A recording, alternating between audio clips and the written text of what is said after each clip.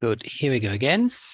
On behalf of the Global Alliance for Incinerator Alternatives and from Zero Waste France, as represented by Alice Elfassi, I would like to welcome all of you to this webinar on extended producers' responsibilities. Just a few elements of context why we within Gaia network with over 1,000 member organizations. We're working on prevention of waste production, especially at the council levels. Why do we work on this particular issue? Well, you might have heard about the talks regarding a treaty on plastics with a second phase that is due to take place in Paris in 2 weeks. Many countries are looking at EPRs as a solution to the plastic pollution crisis within two standpoints. Is it really a revolution, and can it actually work in terms of tackling the plastic production? French EPRs are often mentioned as an example. We hear a lot about these eco-modulations and modulated fees without really understanding what this means. So we decided to cooperate with Fleur Bellingen and our other guests, Claire Tournefier and Nicolas, who will be with us a little bit later, to look at the French experience under these two perspectives. Alice, would you like to say something? The floor is yours. Yes. Good morning. Hello, everyone. Thanks for being here today. I represent Zero Waste France, which is a national NGO that is a member of Gaia at an international level and Zero Waste Europe as well. And we're working on waste reduction and resource wasting as overall. So today we're going to try to show you how the EPR can be a mechanism that creates a lot of fantasies around the world, but it has a lot of limitation, even though it works along the polluter pays principle. We take a few examples from packaging, toys, with our various guests. Thank you.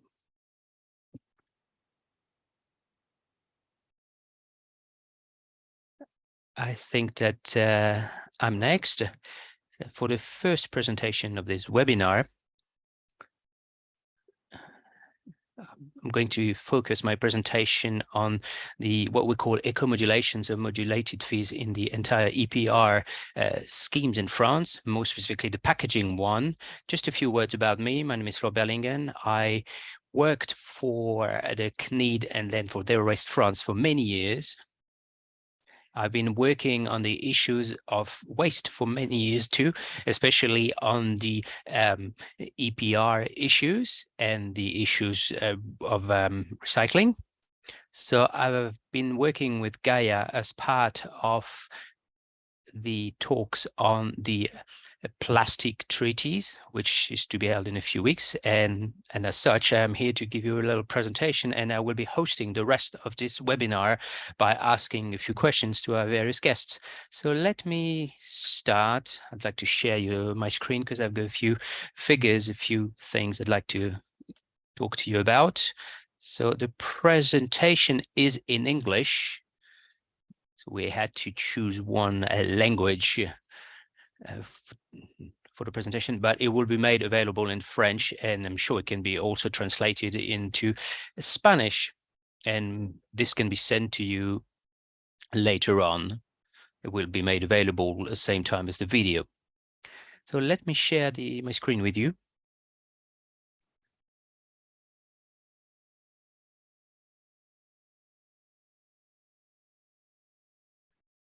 Now this should work now. Now, the question we ask is, do eco-modulation in the French EPR schemes actually work? Are they efficient? Just a quick presentation of a few definitions. Cyril and Alice mentioned the concept of the polluter pays. It is the founding principle of the EPR schemes and eco-modulations as well. The polluter pays principle has two purposes, two goals.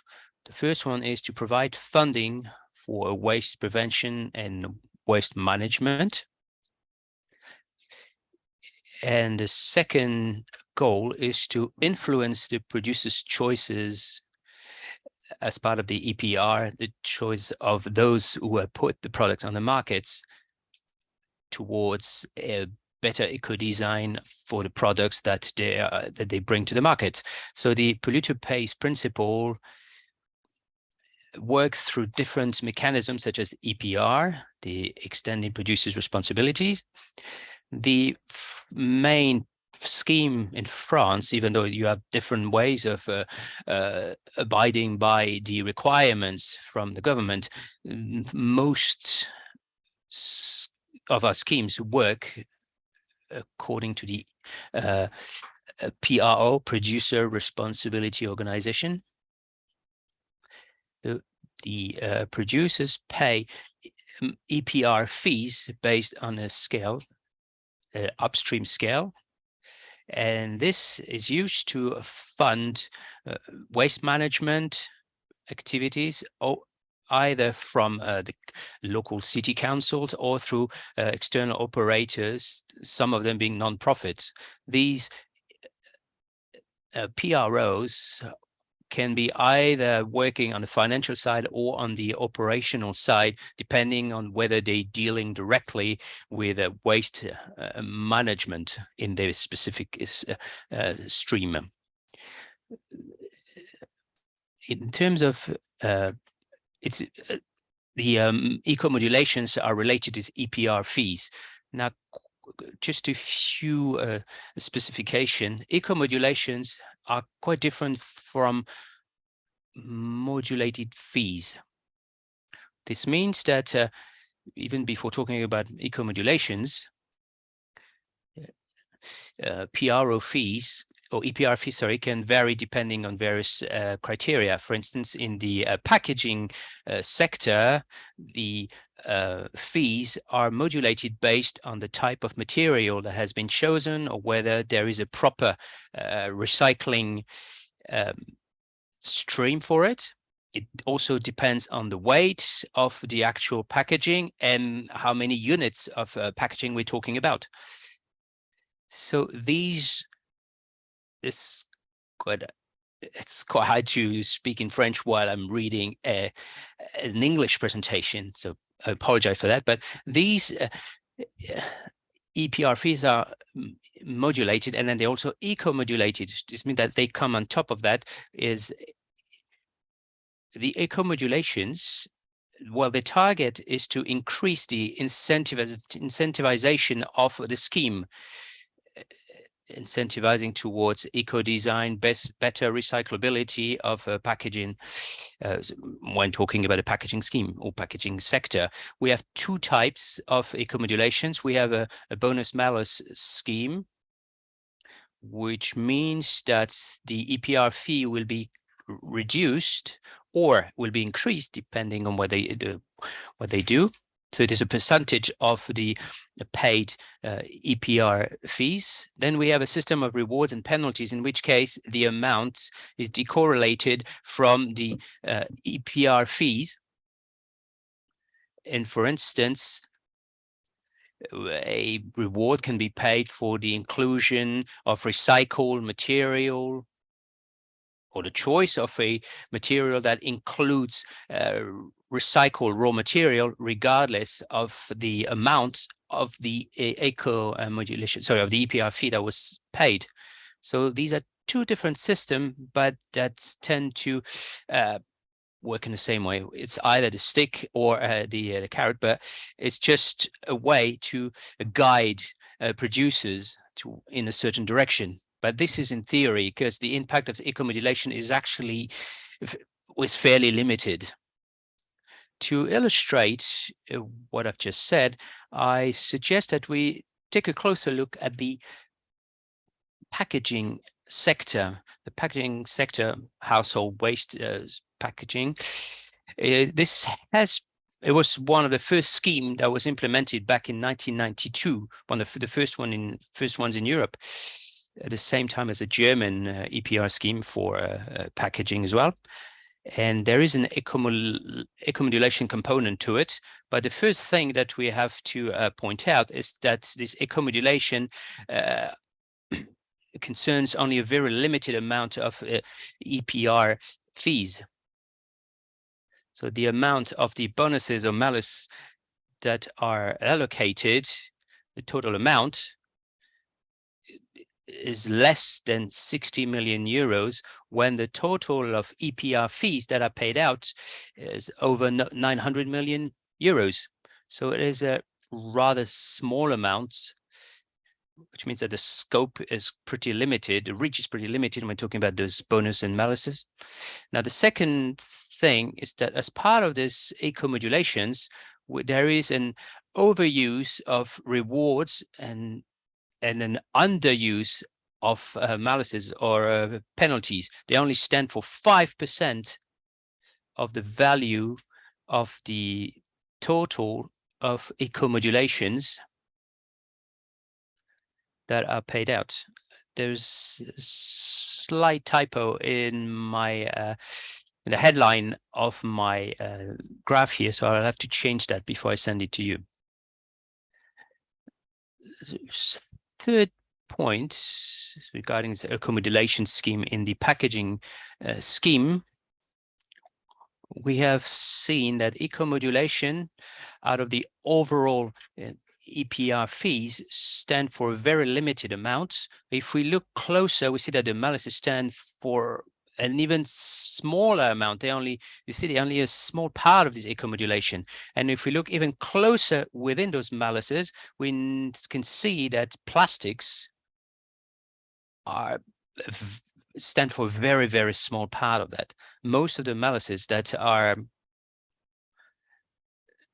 exist within this packaging scheme are related to paper, inks used to print on paper and cardboard, and this stands for 93% of the the full tonnage for those maluses. So to give you another idea, only 5 million tons of plastic, sorry, 5,000 tons of plastic waste or plastic packaging that are affected by maluses, when we have millions and millions of plastic packaging.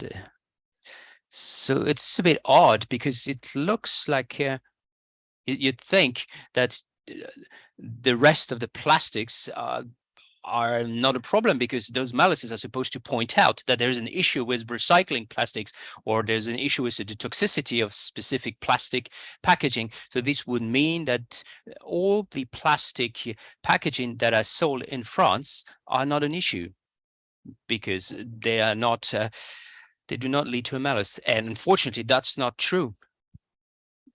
Prevention of waste prevention is not really concerned by these eco-modulations.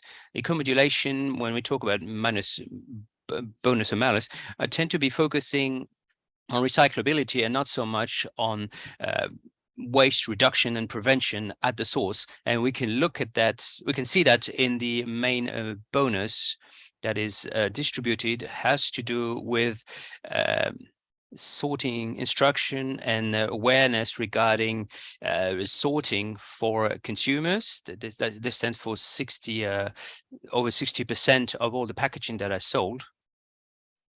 So most of this mechanism focuses on this particular thing, which is not related to recyclability, or is clearly not focusing on reducing waste.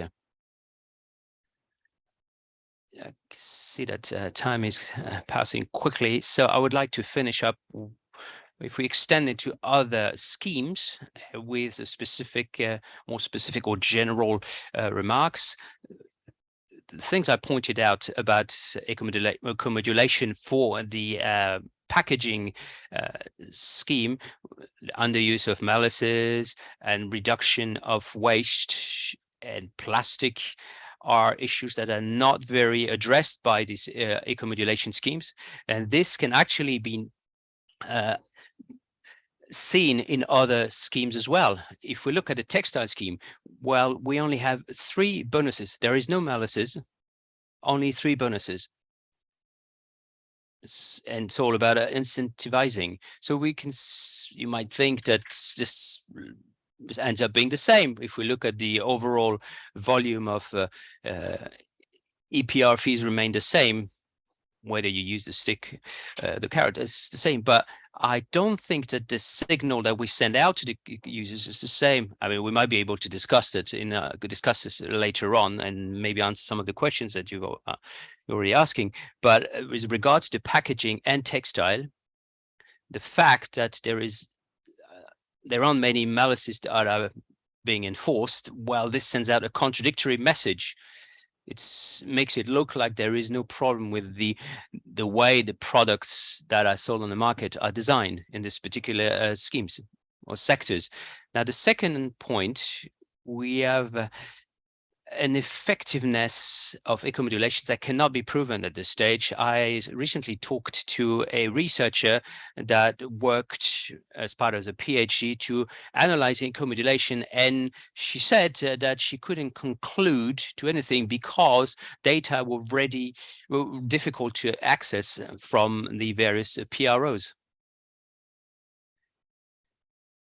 But if we looking at all the things I've just mentioned to you and all the numbers I shared with you, this is a pretty poor leverage if we compare it with other determinants, other factors that might influence the choice of producers when it comes to their material and the way they design their products. It can be raw material costs, expectations from consumers, other more constraining leverage and consumption. The level of EPR fees is not necessarily the most important thing for them to when it comes to deciding, making these decisions. And as in conclusion, I'd like to say that through eco-modulation, we can see that there is a certain tension between the 2 goals of the polluter pays principle that I mentioned earlier. First, funding. As part of this funding objective, we're trying to get as close as possible to the real waste management costs. And on the other hand,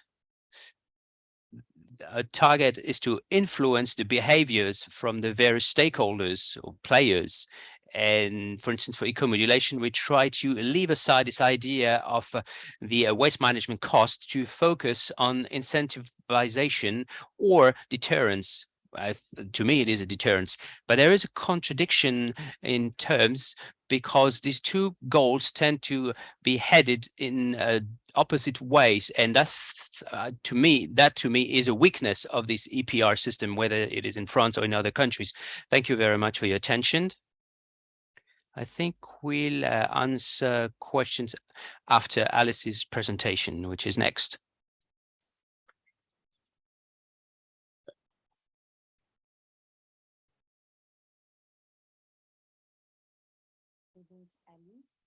So Alice,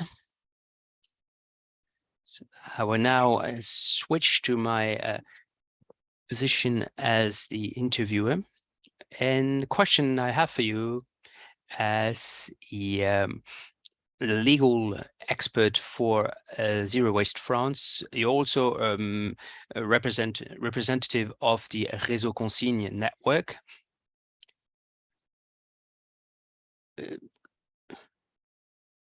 How will the AGEC, the anti-waste, the French Anti-Waste Act, will be, or how much room does it give to repair and reuse? And how does this? What does this look? Does this look like in the packaging scheme? This is a law that was passed in 2020. Thank you very much. So I am the lawyer for Zero Waste France.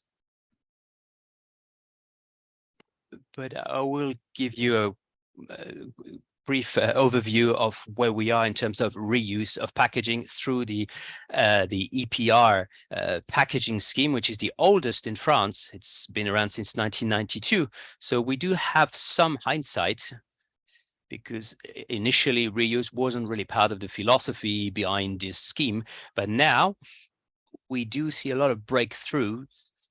The fact that the scheme needs to meet specific targets in terms of reuse, and through this EGEC law, we had more specific targets with numbers for packaging as well as for other schemes, but more specifically for packaging, because this law that was passed and has been enforced in 2020, even though the enforcement is spreading out throughout the entire the last few years, and this has set an overall target of 20% of single-use plastic packaging waste by 2025, and this should be achieved through reuse, among other things, and that's a brand new objective for a law, and this should show in EPR schemes as well, because if we want to reach that objective by 2025, that means cutting by 20% single-use plastic packaging with a reuse of 10% of them. The EPR scheme will have to support this, will have to play its part. We also have targets that directly aim EPR, because with the 2020 EGEC law, we had a minimum of 20% of the eco-organism, of the PRO that should be allocated to reuse, whereas before that there is no obligation. Now with the EGEC law, we moved to 2%, sorry, not 20%, 2%. Now with the climate and resilience, which is another 2021 law, this budget was raised to 5%, from 2% to 5%, which doesn't look that like much if you look at the overall budget, but 5 is still better than 2 or even 0. We have also obligation of defining standard for reusable packaging. We'll talk about that later on. But we have an obligation for PROs to define what is a reusable packaging. Something that's what is a packaging that can be designed to be washed and reused several times. We also have rules that sets, or regulation that sets the number of packaging that needs to be reused every year, that should be achieved over a few years. So we have a list of targets that have been set, and the EPR packaging scheme with its PRO have to contribute to, or have to help to reach these targets. Now, where do we stand at this stage when it comes to the enforcement of this law? What are the impact on the reuse stakeholders? That's the positive side of it. We started from very far, because the focus was mostly on collecting and recycling, and not at all on reusing, prevention, focusing mostly on collecting and recycling. Now we do have proper targets stated by the law, and the mission of the EPR are properly defined, yet we still can't see the exact outcome of this.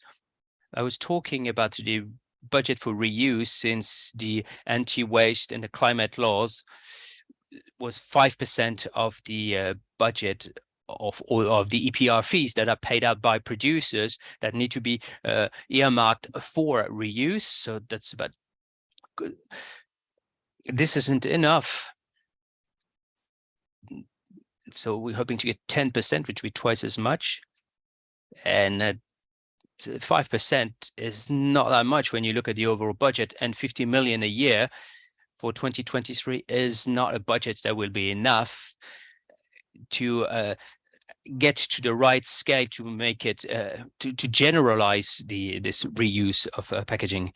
So at the moment, most of the stakeholders have failed to see any impact in this from this change of from this new law that was passed. So there's been a change in regulation, which was major, with support for the reuse, and yet the players in this particular sector fail to see any result from it. There are obligation for budgets, there are ranges of reusable packaging that CTO is supposed to launch. They recently made an announcement regarding standard range of reusable packaging for 2024.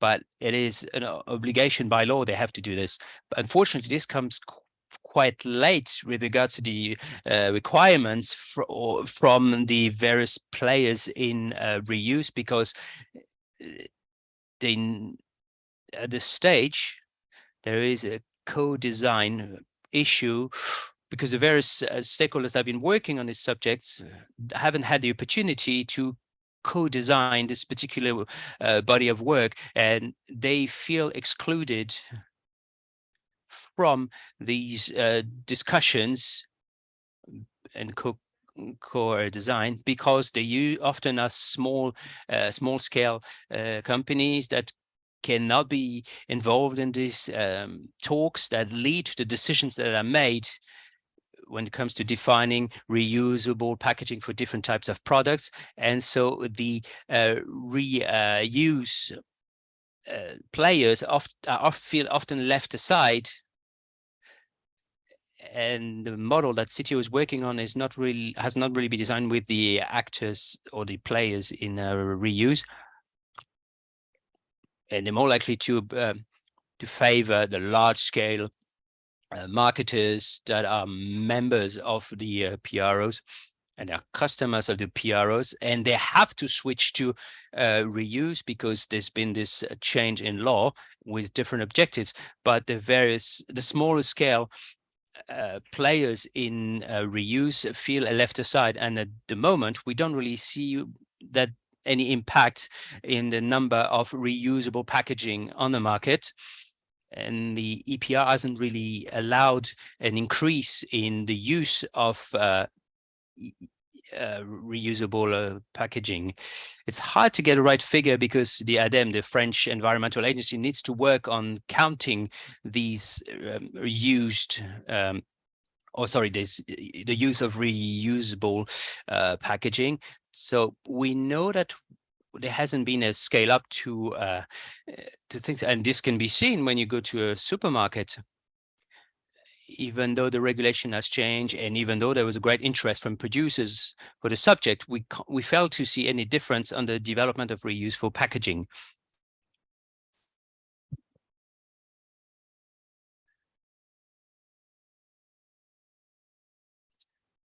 As far as allocating funding from the main PRO, there was a second one called ECO. The reuse actors that were already there, were they able to benefit from this new funding, or is this new funding came and replaced the previous ways of funding? How do things look like? Well, we don't have much data at this stage because this was done quite late in terms of the enforcement of the AGEC law, and the CTO budget for reuse is 5%. We can only see the outcome now because things were delayed in 2022. We're talking about 50 million for 2023, but we still haven't seen the impact. But there was also a negative effect of substitution of funding, because with this change in regulation, we thought that it was the role of the EPR to pay for this reuse, and this came as a substitution for ADEME, or the French Environmental Agency, which works on a environmental transition. And there was some funding from this ADEME for reuse. They're still here, but they are earmarked for catering packaging, because at the moment there is no specific scheme for catering and restaurants, etc. But for household packaging, this was decided that now the EPR will be funding for this this particular part, whereas EPR shouldn't be the only one funding, because the budget is too limited to get it up to scale. And the way that the EPR is governed means that the sanctions will affect CTO or other PROs, even though CTO is the main one for packaging.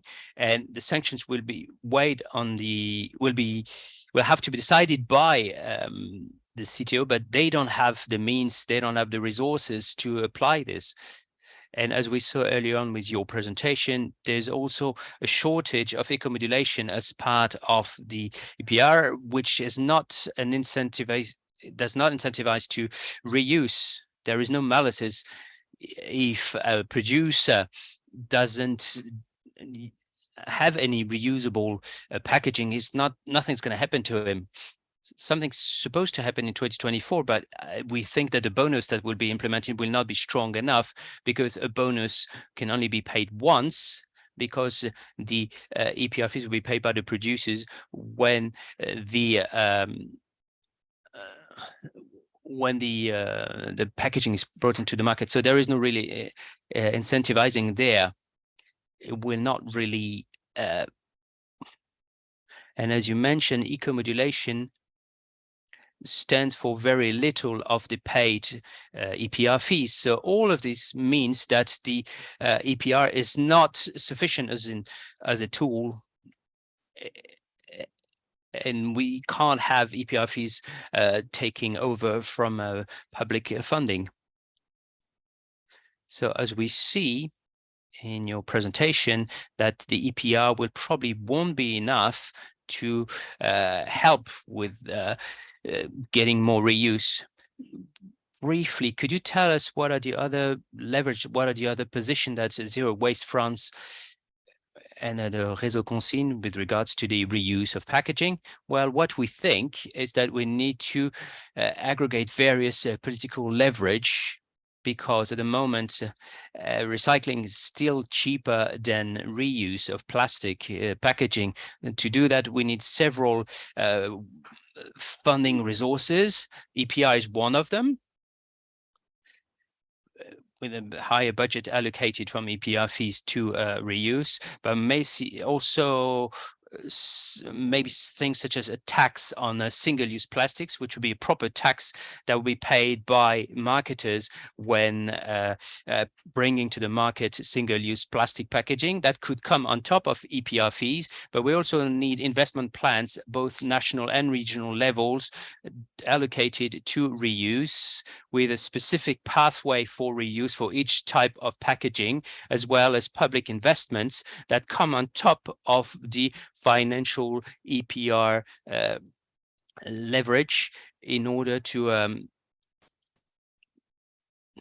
this requires investments that are very big, and the success of reuse is dependent on this budget, because there is no, we don't have the right logistical infrastructure in France to do that. So we need to focus on EPR, but not exclusively. And without the proper financial and tax instruments or other, this will not work. There will not be development at the right level, the right scale. Thank you very much. So now we'll start with a few questions regarding these first two presentations, before giving the floor to Claire, who will talk to us about the toy scheme. I saw there were a few questions in the chat box. Who are the French PROs? I think we answered that question. So CTO and LECO for the packaging sector. Why are those malices so low? That's a very good question. Can you give us an example of a malus that is not enforced? Why are they so low? Well, I think that it has to do with the governance, the way those EPR are designed in the first place. They are designed by PROs that belong to producers.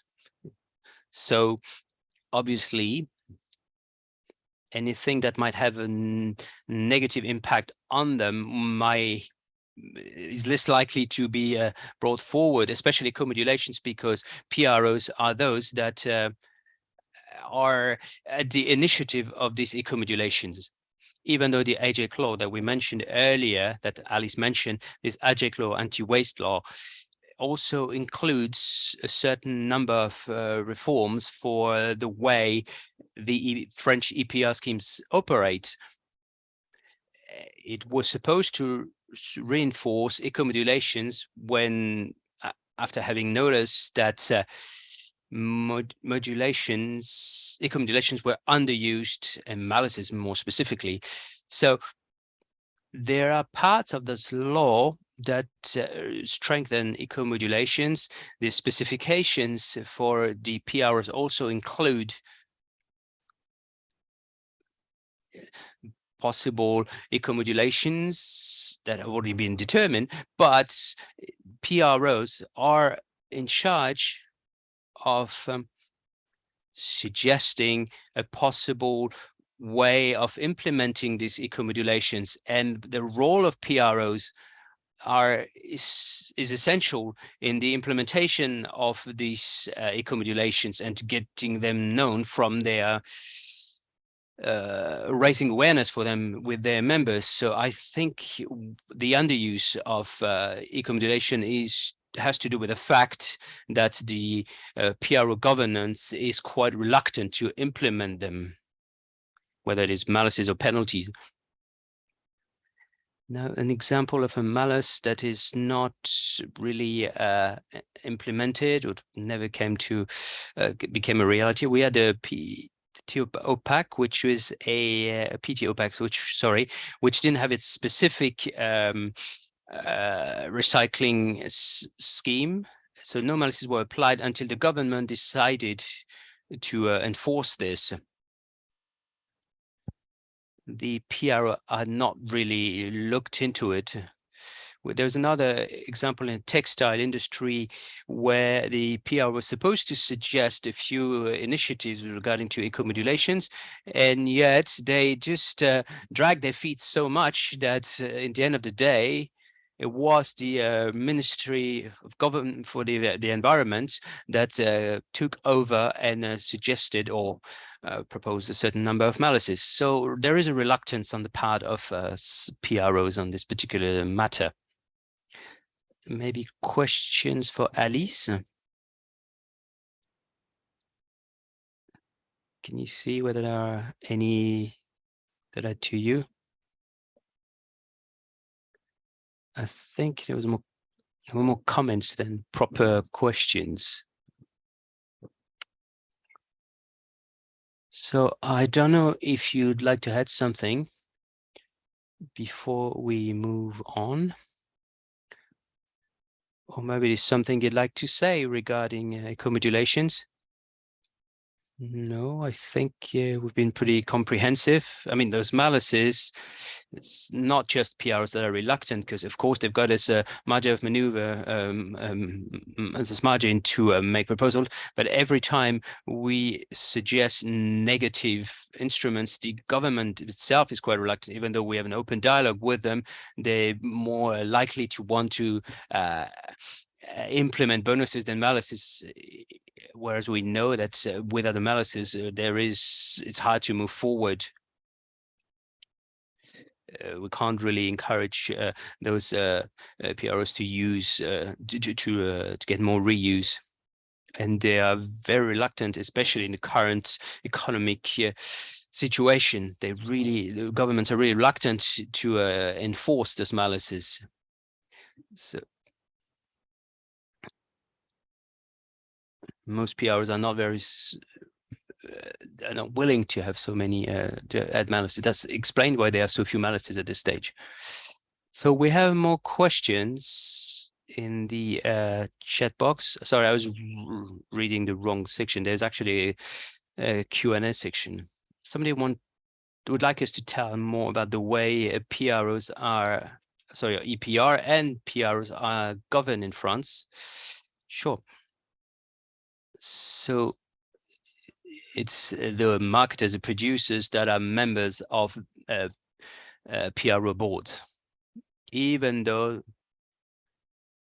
these are companies that are private companies, but their mission is for the general interest, so they need to be approved by the governments, and this is a condition for their existence. So it's not completely open, but the fact that the producers are members of those boards, it's quite specific to the these PROs, and I think that the state is represented by a member in those boards, but I don't know if they actually play an active part within the boards, or they're more there as a witness of what's testifying to what's going on there. We also have committees with stakeholders. Stakeholders committee that was implemented as stated by the IJEC 2020 law, but their role is mainly a consultation one. So there is a stakeholder committee that is asked about technical issues. And there are two more entities that have a role to play with the governance of French EPRs. And most questions are submitted to these entities when it comes to the monitoring of specifications, but they just give opinions that, even though most of them are followed very often, they're just opinions. There's nothing that forced them to do that. So finally, there is also, following the AJ law, an oversight commission, the Public Oversight Commission, that is managed by the minister and by ADEME, and their role is to write reports and conduct studies of monitoring to avoid any lack of transparency, as had been highlighted in previous years. Okay, we'll now move on to Claire's presentation. I think I see a couple more questions. So this is a criteria that is included in EPR, if I may answer Serge's question. And to answer Rishi,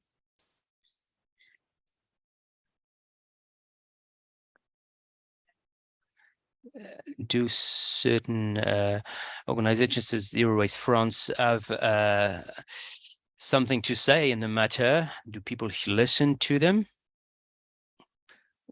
Are their critics heard? Do citizens actually care about it? Well, I think that the readability of the system for the citizen is rather low. We had recent decision on the fact that any specification from EPR should lead to a consultation of the wider public. One of the schemes was actually cancelled by French judges because following a law on information and the fact that the general public should be asked what they think of any environmental or environment-related texts.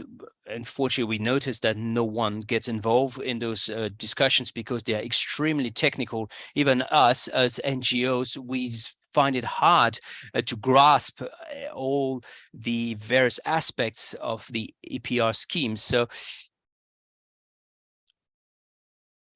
the it's quite hard for a regular citizen to make up their mind about EPR. Now, as far as NGOs, we do get our voice heard, but it doesn't mean that decisions will take that into account.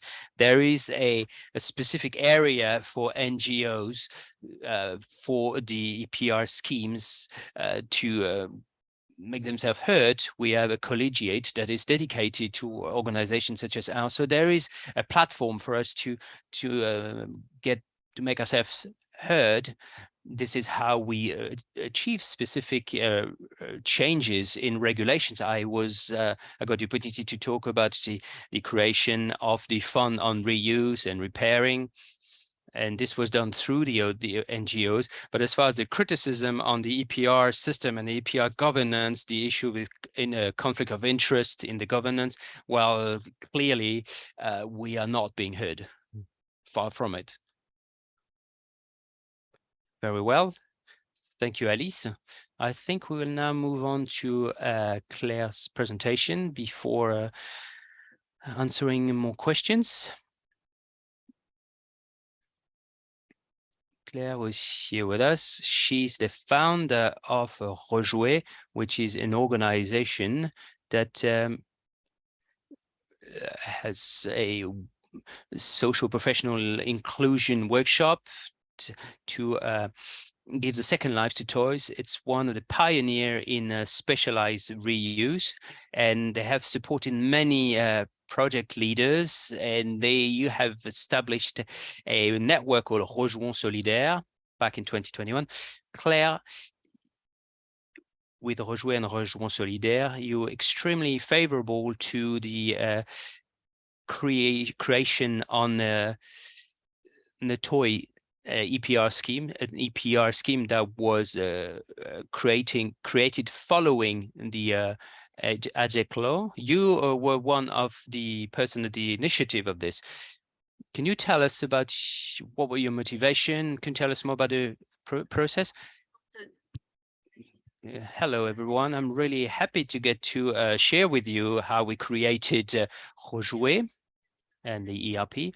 I'm one of the founders, and ever since we started, we have documented and monitored our activity with incoming streams of toys. We have ranked them by categories. We've always been very transparent with regards to our activities, showing to various local authorities, regional, national authorities, showing them what we do. We invited decision makers and policy makers to come and see with their own eyes how we work, what we do with these toys, and the entire reuse process that's very specialized and with very high quality. We also shared this with various project leaders that wanted to create their own similar system through the Rejoins Solidaire network. And having been part of all this process with various decision makers and policy makers, we were able to work before the AGEC law was passed. We were able to bring some of our quantity and quality data because we worked with study agencies to work on our productivity for each type of toys. So we worked on the preparation of this EPR. We had to prove how much it would cost to reuse toys for each category. Some toys are easier to reuse than others. Some are produced in large quantities. Some cannot be recycled. And we had documented all of this.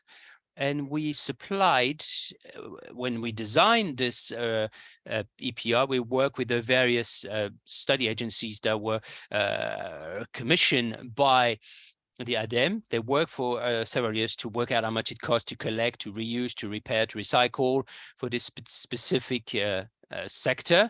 So we contributed to this process with our own data. The data were not readily available on this particular reuse market because as specialized actor, we were the only ones who had these data, such accurate data.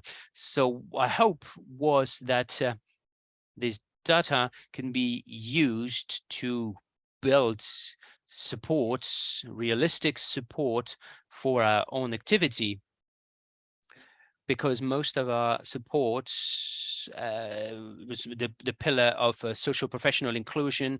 We help 70% to lead them towards a proper employment. So we try to find more support to roll out this activity. So we had a scale up in 2017, and we contributed to the entire design of this ERP scheme, working with ADEME, providing data, discussing once the ERP was in place.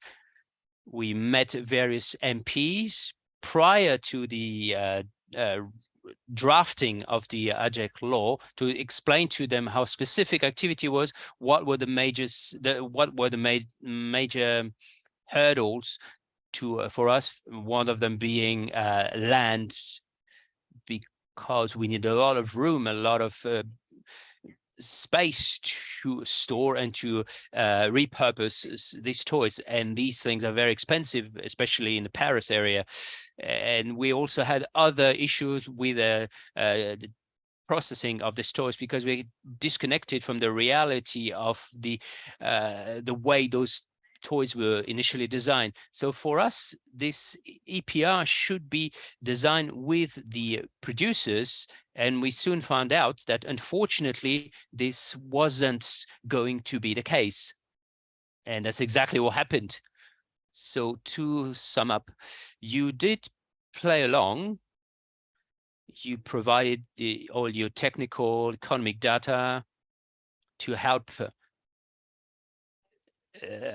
the pre-definition of this EPR, and the outcome was not quite what you had expected. Could you tell us how the support to reuse work in this brand new EPR toy scheme, and what are the issues that you are faced with? Indeed, this study that was carried out by ADEME meant that we were able to get the cost for reuse, and it was quite interesting to see to assess the new reuse fund, which is a new feature of under the AJEC law. And the first thing that came up, which is something that might have very negative impact on the development of this particular scheme and on its efficiency as well, this was the targets that were set for reuse, because work out the overall amounts of what will be earmarked for this reuse funds. Well, it is based on the reuse targets. The lower the targets, the lower the amounts earmarked for reuse will be low. So when we designed this scheme, the state, along with the stakeholders, had to set a target. And rather than tell themselves, we all have a very ambitious target to develop reuse, bearing in mind that the data were not comprehensive at that stage, but there clearly was some potential there, because we know that a toy is on average used for 8 months. So we know that there is a potential there, but rather than set a really strong target, a very interesting target, and add investment to reach that target, the objective was to reduce this reuse objective, to reduce the overall budget that would be allocated to it, and thus reducing costs. Because we had data from ADEME, yet there was this little disagreement as to what the current reuse infrastructures will not be able to meet the demand. Rather than let's develop the ability, the capacity to do this, well, what they said to us, no, well, there's no point in setting ourselves such high targets, because we will not reach them. And so reducing those targets mean that the reuse fund has been cut drastically. And then we had the cost that was assessed by the ADEME based on data that we had provided, as well as provided by other producers. And the PRS completely revisited this data. They considered that our data weren't right, and therefore a new study had to be conducted. And so they did so, getting in touch with 4 different structures in France, and did another calculation of the reuse cost. And guess what? They didn't come up with the same numbers, 10 times lower. And so the state, unfortunately, did not approve the minimized cost of reuse without anyone complaining about it. I think that some decisions were made between, or trade-offs made between reuse and recycling in this particular scheme, but reuse, the amount of EPR fees allocated to reuse being limited to 5%, because it is based on because the calculation that I use to do so is wrong, well, we end up with a very low percentage dedicated or allocated to reuse. This means that for each toy that is sold, 0.29 cents, the 29 cents are allocated to reuse. And if we bring it to the average price of a brand new toy is 18 euros. That's 0.01% of a brand new toy. This is ridiculously low, and this will not help in any way the objective of reuse that we're trying to achieve. And there's another aspect that there was a strong disagreement about. It's in the with the PRO in the specifications. It is stated that reuse can be done by various players, but in the way the figures are worked out, we got reuse from the SSE, but we also have the reuse from those producers with various dispositions, because they can create on-site, they're allowed to sort on-site that the customers bring back to them, whereas we are not allowed to do that. We cannot sort them on-site. The figures from reuse done by reuse structures and the figures that came from producers, because producers have understood that there was a market, a second-hand market that is getting traction, and for them, what they've been trying to do during the negotiation is to gain time so they could start developing their own structures, setting up shops for reuse purposes and supporting reuse, but at a minimum level compared to structures that are part of the SSE, social and solidarity economy, with a strong local anchoring. Another thing which had a strong impact in this stream, this sector, the unit that's used for reuse is tonnage. Whereas we worked on the ton of toys that we come in. So these calculations that are copied as to what is done for recycling do not really fit our own business, because in order to work out the products that will be reused, we will use equivalents.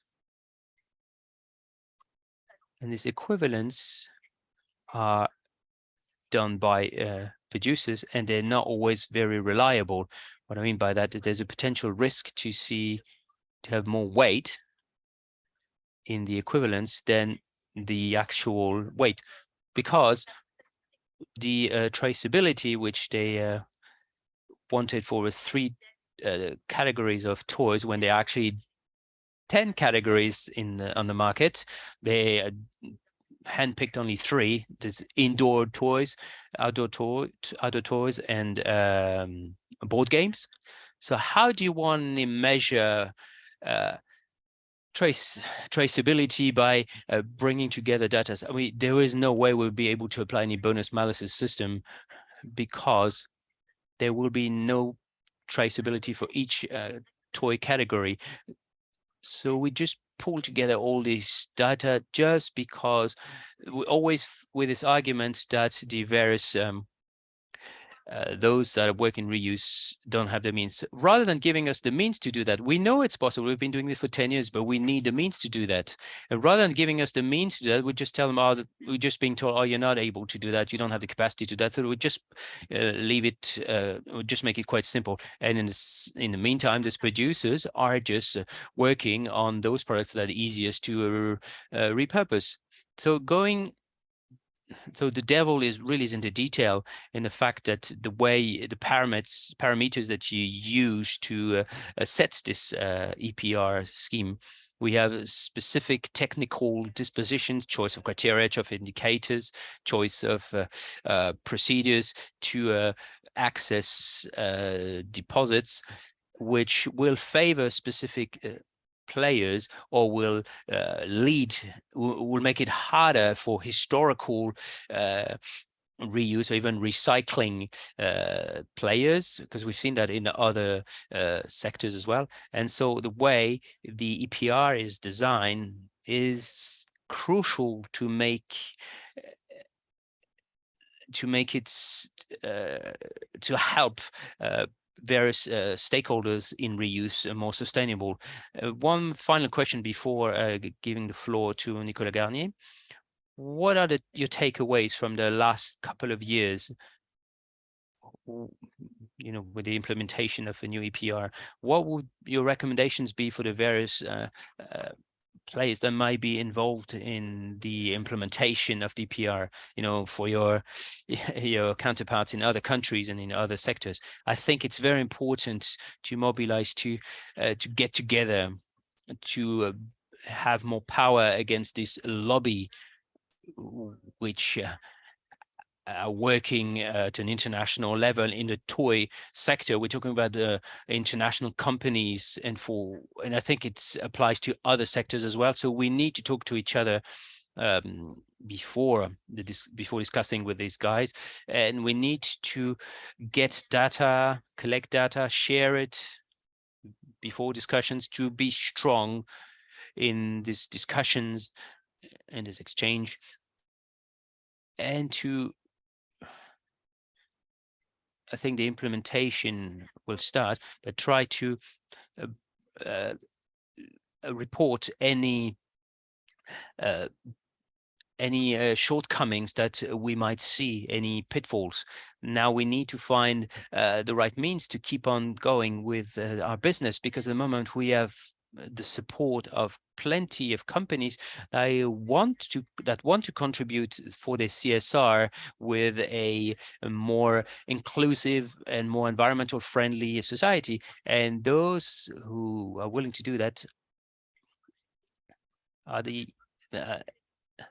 it's quite paradoxical, because those that are the hardest for us to deal with are the producers. We wanted to have a proper collaboration with them, but the way it is done, as we mentioned earlier, with the governance, we are not represented among the stakeholders. Why is that? Because stakeholders are picked by the PROs, and they decided to go for players in reuse that have nothing to do with the toy sector. So there's a paradox there, and this also stops us from moving forward.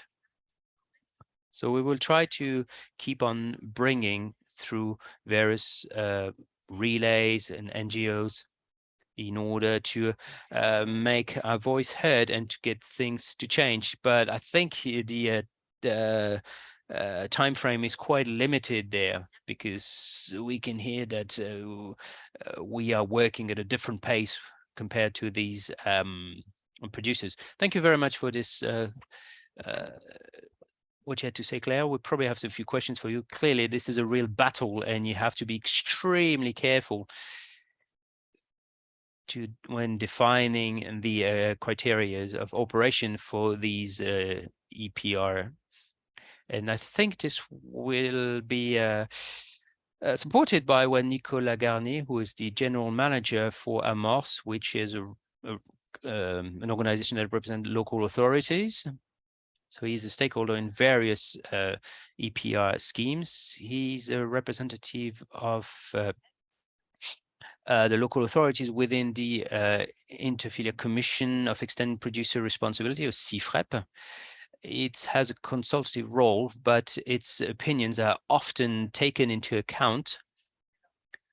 This is the organ that, so the instance that follows the extended producer responsibility, and you have an overall vision of the way these EPR schemes work. What would you say regarding the efficiency in terms of funding and in terms of environment of EPRs? I think your microphone's not on.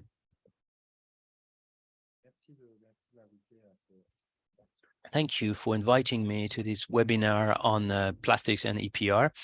Just to start, I'd like to say that if France might be the Europe, if not the world champion of EPR schemes, is because for 25 years, we have had quite a lot of amendments to our law. The toy scheme was one of our top ones. Why? Well, the first EPR that we have decided, which are packaging, electronic waste, and the other EPR are French EPRs. We created them based on French law, the textile one, the garment one, the one on graphic newspapers. In 2008, we had furniture, syringes, dangerous waste, and more specifically, toys, sports, DIY, material, construction, chewing gum, and cigarette butts. And soon we'll have nappies, because the next EPR that we managed to get right at the end of the conversation is those on sanitary textiles. Why do we do that? Well, the first one is that we found out that EPR does lead to a certain awareness among the producers, which wouldn't happen without EPR.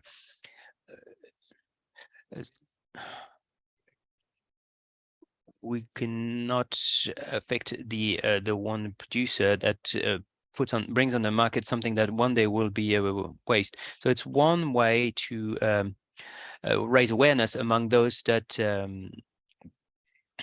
will bring something that will become a waste.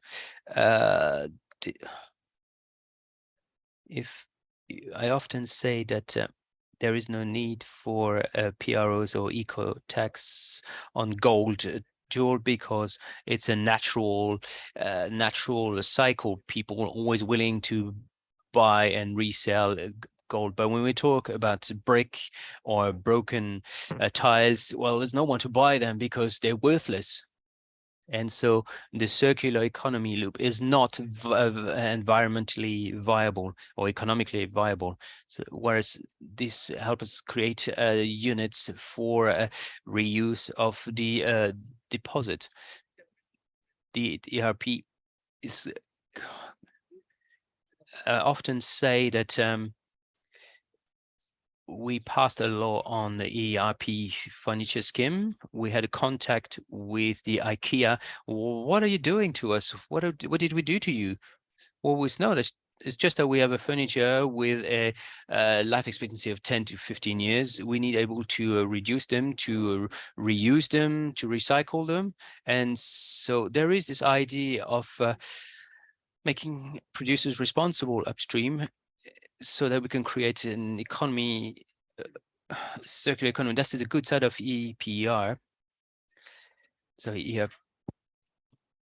I think if as a 25 gesture for sorting the waste. So I think half of our waste, household waste, is being recycled because of the EPRs.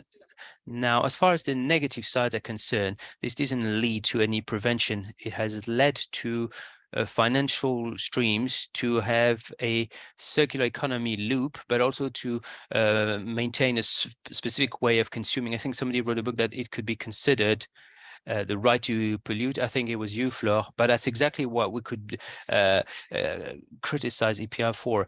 It didn't lead to a change in the behavior, or mass change in behavior in terms of prevention and reuse. So that's why in the last few years we have added different targets for reuse. This looks quite interesting on paper. Well, we're not sure whether this is going to happen or not. Would bring some money. There'll be a specific fund that will be set up. It looks, at this stage, looks like it's just here to look nice, but not really to change any changes in behavior and consumption and to help people reuse products. And the second problem is that we've got a private sector taking over from the public sector.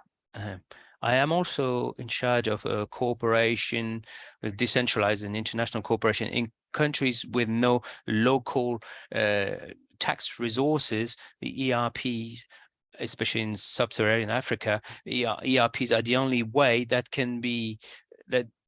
you can fund waste collection, because there is no public fund to do that. But in countries where there is a strong public sector, very often these are governed by marketers, which tend to focus the work of the PRO, sorry, not to achieve the targets that are set in terms of environmental friendliness, but to achieve specific targets. Sorry, there's a phone ringing. I'm not in my office. What's contradictory here is that rather than achieving environmental targets, these ERPs are trying to do things to make sure that it doesn't cost too much money for those that bring on the market the packaging or electronic waste. The second thing is the position of the state in the French and in a larger sense, a European system. We have an agreement to work these particular mechanisms, but the state doesn't have full control over these organizations. Most of the EPR schemes do not achieve their targets in terms of reuse, and yet they're not sanctioned. They even get rewards because they get an approval for another 6 years, which means that the state is not playing its full role. Means they delegated the public sector, and you have to do it instead of the states because you are representing the producers. And yet, when they do not achieve the targets, not much happens. So we're trying to strengthen the mechanism to have more violent, more brutal and systematic sanctions so that the PROs might say, would it be in my interest to collect an extra ton if this can be recycled? Or would it be more interesting for me to have less collected because I'll have to pay more for this ton? Is it more interesting for me to reuse 1 or 2 products extra, or do I do less reuse because I know it's going to cost less money for me? And that's the duality of these PROs, because they're torn between reaching its targets and the environmental politics. I've just been told that the interpreters are struggling with the pace of your speech. Now, just like to go back to a couple of things. Reaching these objectives, you were talking about the cost of, the rate of cost covering, which is not really up to standards when it comes to packaging. Can you tell us a little bit more? And another thing regarding the packaging scheme, we talk about CTO, which is the main PRO for the packaging scheme. They're turning into operating schemes or organizations. What does this mean as far as Amos is concerned? Sorry, I went too fast over this. I didn't tell you about the different types of here, but we've already mentioned them. Okay, so the funding EPR, they do everything. They collect selective collection, sorting, and even looking for outputs for these materials when we're talking about packaging. And we have other EPR when the main public operator does a little some of it, and the EPO does it, like for instance, for the electric coal and electronics. Well, the private sector and the local authority share the load. For instance,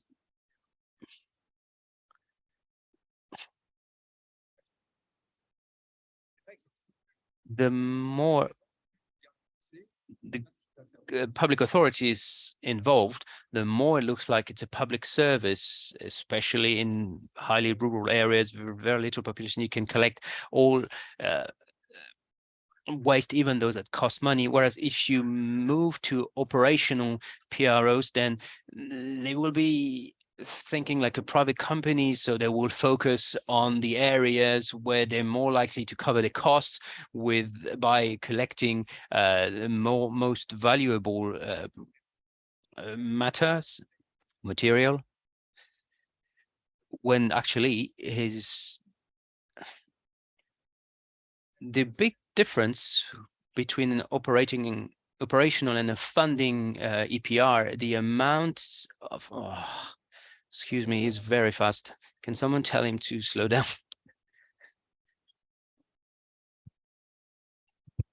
So the second, what was the second question you were asking? It was the covering of costs. The second issue is who pays for what. So as a representative of a public authority, we look at nappies, for instance.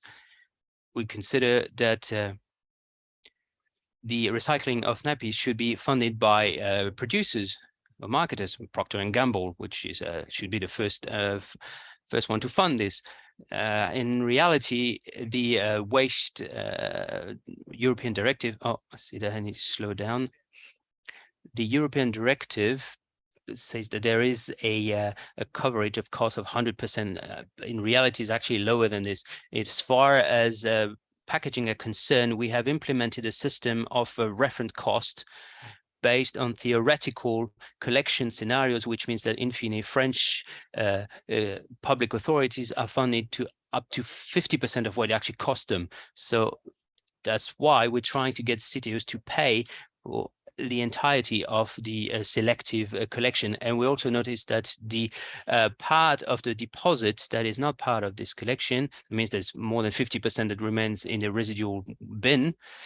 Well, CTO doesn't pay for anything, and that's unfair because a lot of this packaging in this residual bin cannot be recycled and they cannot be thrown into the recycle bin. So it's important to say that it's up to the PROs to fund this part. So the new law now allow us to point out the fact that the PROs also need to pay for the sweeping of packaging on the streets, whether it's chewing gum or cigarette butts, but also illegal dumping. At the moment, we have managed to, we have achieved to get that the PROs can pay for this, not only sorting, but also cleaning of roads and cleaning illegal dumping. And this widen, the extended producers' responsibility means that we have better target in terms of employment, but also funding of cleaning and illegal dumpings, which is a real scourge at the European level. Thank you very much. One more question from me, and then we can then move on to the last questions from our participants. Did the AGEC Act change anything in terms of governance? We expected a lot in terms of the reform of the way the schemes operate, more transparency, more oversight of these schemes. Are things getting better? Not enough. There has been some improvement, but at the moment we have an issue with data. We are not sure of the quantity of packaging that French people use outside of their homes. So it's quite hard to know how big the deposit is. We don't know what is the share of electronic and electrical waste that are thrown into residual rubbish bins. So that's why in the law, the AGEC law, it was added that the ADEME could get extra funding to help with the EPR funding, but it's not efficient. It's true that the AGEC law has added the idea of sanctions. If you don't reach your target as a PRO, then you might get sanctioned. back in the days, you could only use your approval, and then you would have no one to pay for collect. So it was like a nuke that you could never use. Now there are proper sanctions that unfortunately are not systematic. They are political, and at the moment they haven't been used in the last 3 years. So we have done better because there's better monitoring, but we're still short of data. And we're supposed to improve also because there were issue of sanction in case of non-achievement of targets. But unfortunately, this was never implemented. And now these PROs are tending to lose time. They're just waiting to see what's going to happen, and nothing is happening. This is the end of May now, and it's something that should have started already in January. That means where you can collect specific type of waste should have been paid by PROs, and yet now it's still paid by local rates from council. So clearly there is a problem with a leverage here, and this is our next fight in that matter. Do you have any questions for Claire and Nicolas, more specifically, or even for myself and Alice, if you have some left? Let me look at the chat. If you don't have a question, there's one thing I would like to, if you have, well, the EPR is a very interesting tool that needs to be improved. But when we had our last 3 years ago, when we have an EPR for sports material, a lot of the people didn't know, little shops that sold sport equipment, they didn't know what their products were made of, so they didn't know how to repurpose them or recycle them. So I think the EPR creates a form of responsibilization, and it creates a financial fluke. So we need to get more responsibility and create an overall system. So I really invite other countries to do that, to explore the possibility, the avenues for EPRs that can be implemented at their own level, and not just at the European level, because the only one that's mandatory in Europe is the one with electronic and electrical wastes.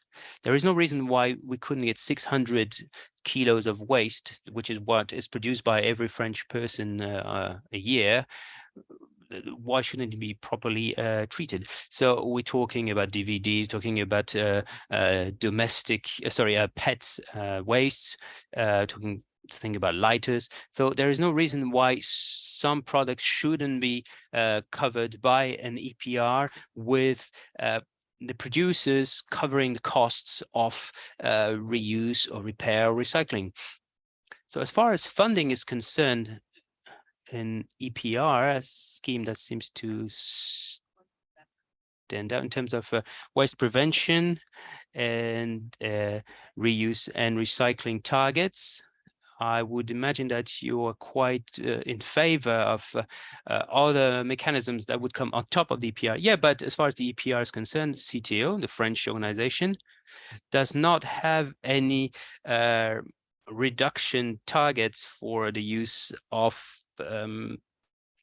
packaging. At the moment, the only target for CTO is a recycling one, and we cannot only do with recycling. We need to reduce the use. We think that the EPR is a powerful tool. We know that the other way is the ban specific packaging, as we've done with balloons and straws. But if we choose not to ban, then the other way is EPR, making sure people reduce the quantity of products brought to the market by 20 or 15%. I think we have a specific question. Claire, what is the largest facility at the moment to repurpose toys? Just to have an idea of how big it is. What's the largest player of specialized reuse for toys? I think that it would be a Rejouer. That's my organization, because that's the only thing we do. and we process around 65 tons of toys a year, which meant that we had to store some of them out of sight, because even though we have a large facility at our disposal, it's still not big enough. And the EPR mechanism encourage various players to act. But if the first thing is collection, and if we don't have the available space or the means to rent this required space, well, that becomes very complicated. But I think Rojouet is the number one actor, that the number one entity that does that. Another question on the brand new EPR scheme on construction material. Can local authorities get any help from PRO? Yeah, the principle behind the building scheme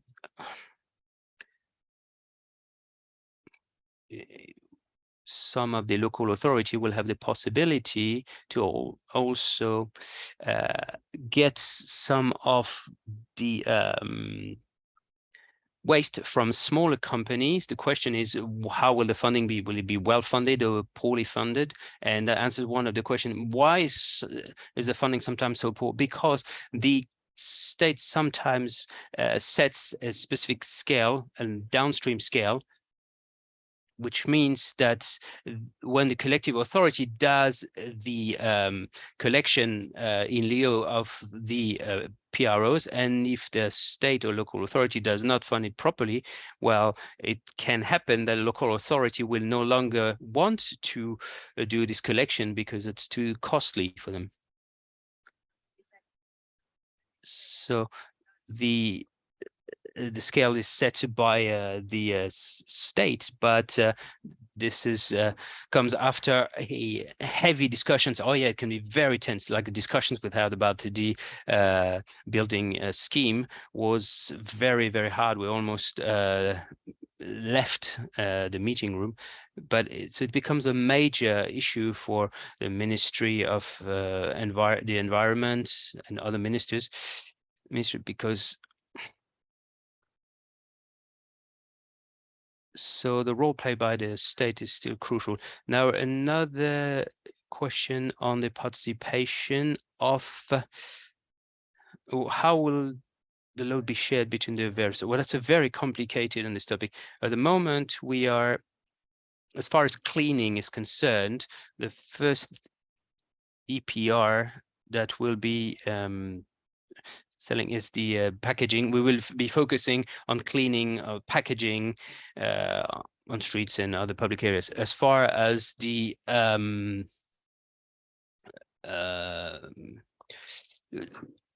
illegal dumping, the PRO will be involved in that, and that will be when we're talking about illegal dumping of over 100 tons. So that can only be construction waste. I mean, no one dumps 100 tons of nappies, which means that it will be the building scheme that will be involved in that.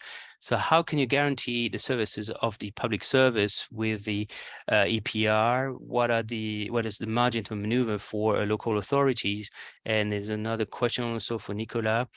Can you give us an example of a public authority that would have stopped collecting to force PROs to take over?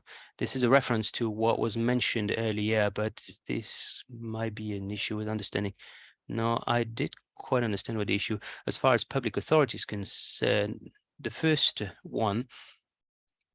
keeper for the public service is state. If the state decides that public service needs to be achieved everywhere, including in rural areas with very low population, well, if the public authority, local authority can't do it, then the state will have to take over, because one of the specification of the state, it has to maintain the local universal public service, even in areas. Unfortunately, they haven't done it everywhere.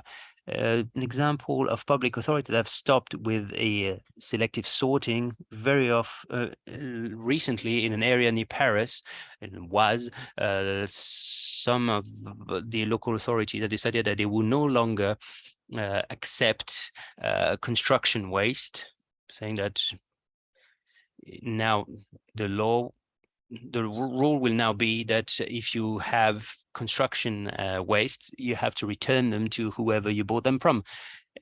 And therefore they decided to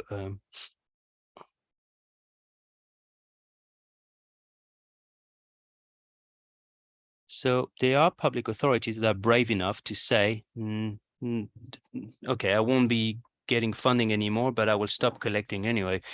The risk with that is that there can be illegal dumping, so you have to be ready to deal with this.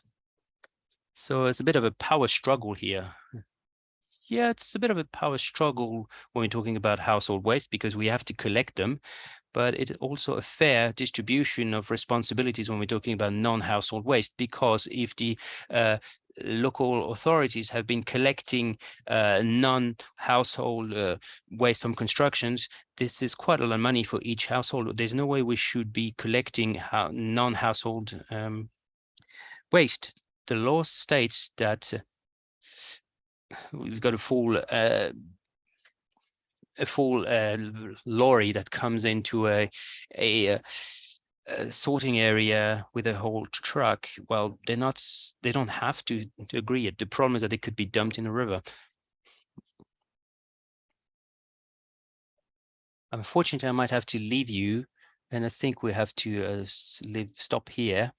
But thank you very much to all of you for all your questions. I think I will let Cyrine finish off.